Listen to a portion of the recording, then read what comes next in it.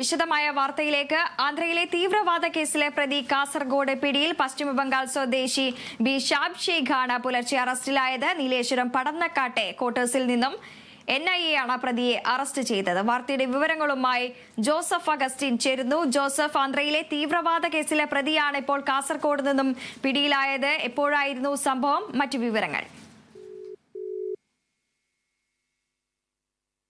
ആന്ധ്രയിലെ തീവ്രവാദ കേസിലെ പ്രതി കാസർഗോഡ് പിടിയിലായി. പശ്ചിമബംഗാൾ സ്വദേശി ബി ഷാബ് ഷെയ്ഖാണ് പുലർച്ചെ അറസ്റ്റിലായത്. നീലേശ്വരം പടന്നക്കാട്ടെ ക്വാർട്ടേഴ്സിൽ നിന്നും NIA ആണ് പ്രതിയെ പിടികൂടുന്നത്. വാർത്തയുടെ വിവരങ്ങളുമായി ജോസഫ് അഗസ്റ്റിനുണ്ട്. ജോസഫ്, വിവരങ്ങൾ.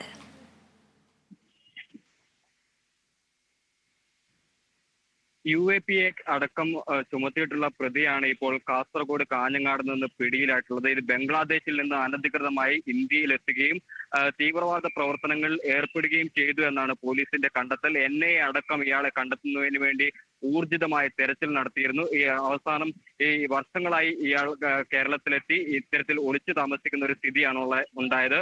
ഈ ബംഗ്ലാദേശ് സ്വദേശിയായിട്ടുള്ള ഇയാൾ ഇന്ത്യയിലെത്തി വ്യാജ പാസ്പോർട്ടും രേഖകളും അടക്കം നിർമ്മിച്ചതിന് കേസുണ്ട്. മാത്രവുമല്ല, ആന്ധ്രയിൽ തീവ്രവാദ പ്രവർത്തനം നടത്തിയതിനാണ് ഇപ്പോൾ ഇയാളെ അറസ്റ്റ് ചെയ്തിട്ടുള്ളത്. ഇയാളെ ആസാമിലേക്ക് കൊണ്ടുപോകുമെന്നും ഇപ്പോൾ അറിയാൻ സാധിക്കുന്നു. എന്തായാലും ഈ കാഞ്ഞങ്ങാട്ട് കുറെ കാലമായി ഇത്തരത്തിൽ ഒളിവിൽ കഴിയുകയായിരുന്ന ഒരു പ്രതിയെയാണ് ഇപ്പോൾ അതിവിദഗ്ധമായി പോലീസ് ഇപ്പോൾ പിടികൂടിയിരിക്കുന്നത്. എന്തായാലും അറസ്റ്റ് ഉൾപ്പെടെയുള്ള നടപടികൾ ഇന്ന് രേഖപ്പെടുത്തും. അതിനുശേഷം ആസാമിലേക്ക് കൊണ്ടുപോകുമെന്നാണ് അറിയാൻ സാധിക്കുന്നത്.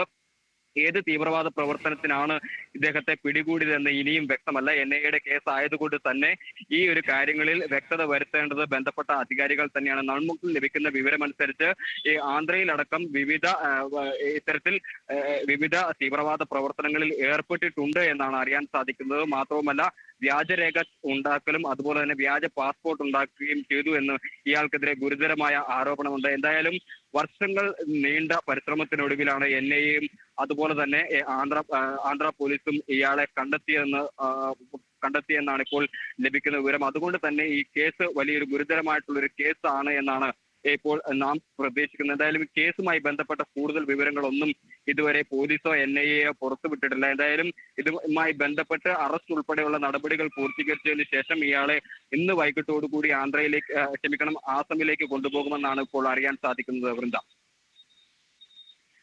ജോസഫ് അഗസ്റ്റിനാണ് വിവരങ്ങൾ പങ്കുവച്ചത്.